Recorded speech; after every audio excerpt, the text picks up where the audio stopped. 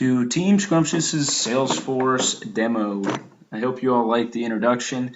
My name is Dustin Ellis, the Scrum Master for Team Scrumptious, and Anna just discussed all of the technical resources that we use to create this application. I'm going to go down into detail now for the next 4 to 5 minutes about the system itself and what we've created.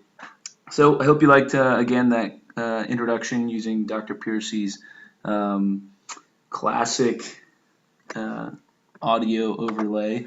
But let's go ahead and get started. We're going to log into the system. This is our login page.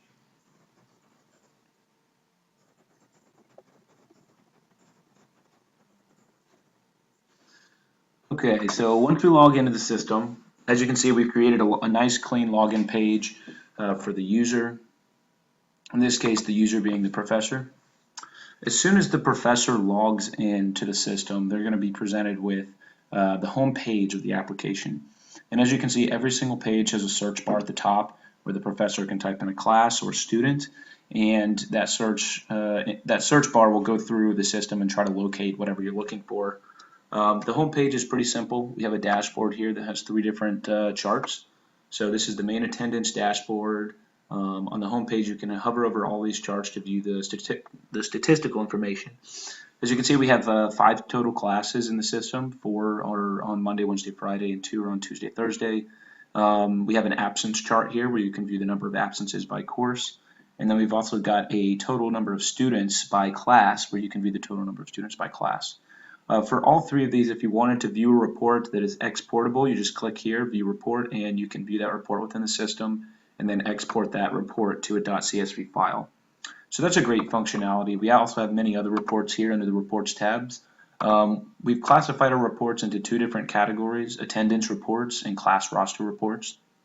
We'll go into detail for those reports here in a moment, but first I'd like to go over the core functionality. So as I mentioned, the search bar up here, if we wanted to search the system, you can just type in one keyword and you can locate that course. You can also navigate to courses by going to classes. So there's multiple ways in the system to do one thing. If we scroll down through the course, we have 2 tabs at the top of each course page, course details and a tab for enrollments and sessions. For each course, we have 2 charts, one of those charts being the total number of students enrolled, and then the other chart being the average attendance. As you can see here, this course, Java Programming, has an average attendance of 80%. We've got some course information here. All of these have little hover icons where you can see what that field actually means. And then we've got 4 program totals down here. Those are just quick metrics that assist with understanding the course's information. We also have enrollments and sessions here. Enrollments are just the total or the students that are currently enrolled in the course. We can click on that list if we wanted to. As you can see, there's a lot of duplicate enrollments here for the student, but that's just because we were using that student as a test data point. We also have sessions, and a session is nothing more than one specific day of class. So if we wanted to take attendance, we'd click New, and then we would go ahead and select the date from the calendar, whatever today's date is. So we'll click here. We can select the 25th. We'll click Save. Okay, so we've created a session, and now we want to take attendance. If we go in here to Class Session, we click on the session that we just created, you'll see that we have 2 tabs, the Session Details information with the metrics. We also have a Class Attendance tab. And as you can see, for class attendance, what has automatically been done for us using the plugin that we located and sourced from the Salesforce App Exchange is it has automatically taken all of the enrollments for this course and populated them in a new list related to this session called attendances.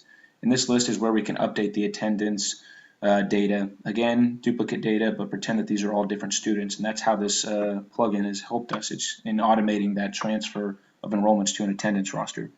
We've only got about 30 seconds left, so I'd like to highlight the import function that we have. We have an import tab here that will allow you to import a .csv file and automatically enroll those students in a course. So we have a chart up here that makes it easy for the professor to see the course ID, and then we've also got some instructions here. This is a Visualforce page that we coded, and the instructions show you an image of what the data that you're importing should look like, the field attributes, and then we also have methods here. When you choose the file and you click this button, Import Students and Add to Enrollments, that data will be displayed at the bottom that was successfully imported, and you'll also be able to successfully locate that data in the system by going to Students or Enrollments tab. So that concludes this video. Wish we had more time, but we did create some training videos that you can locate and Thanks for watching the video. I'm going to hand it over to Jacob to go over our retrospective. Thanks.